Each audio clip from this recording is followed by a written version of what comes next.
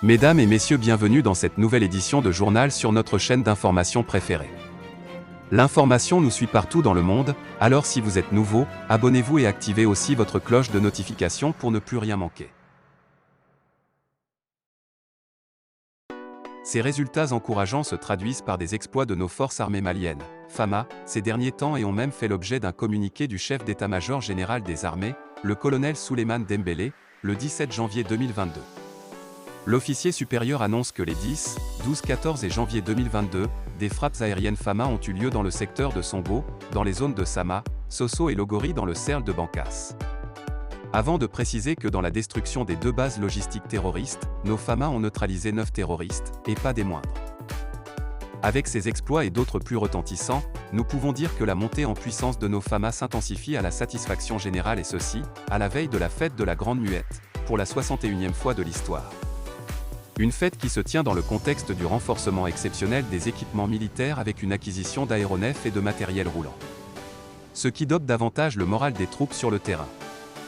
Comme l'année dernière, à cause de la maladie à coronavirus, les festivités, en particulier le traditionnel défilé militaire, risquent de ne pas avoir lieu pour cette année 2022, surtout que le pays est en deuil du fait du décès du président Ibeka.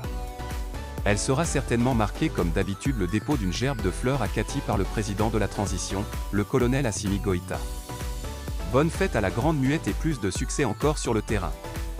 Les forces armées maliennes, FAMA, ont réussi à neutraliser presque une dizaine d'éléments terroristes dans le cercle de Niono au cours de l'opération Kélétigui, qu'elles ont lancée dans le courant de ce mois de janvier.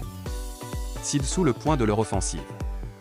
Dans le cadre des manœuvres offensives de l'opération Kélétigui au centre dans la localité de Alatona, zone de Diabali, cercle de Niono, les forces armées maliennes, FAMA, ont procédé, hier 15 janvier 2022, à la destruction de 02 bases logistiques terroristes.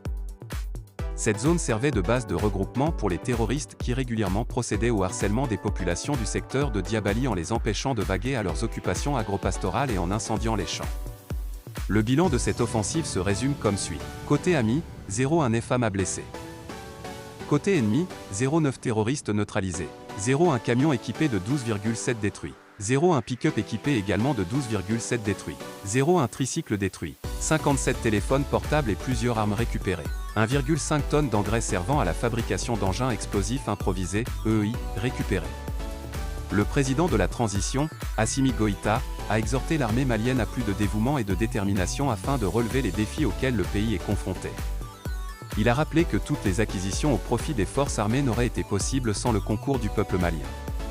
Avant d'inviter la population à soutenir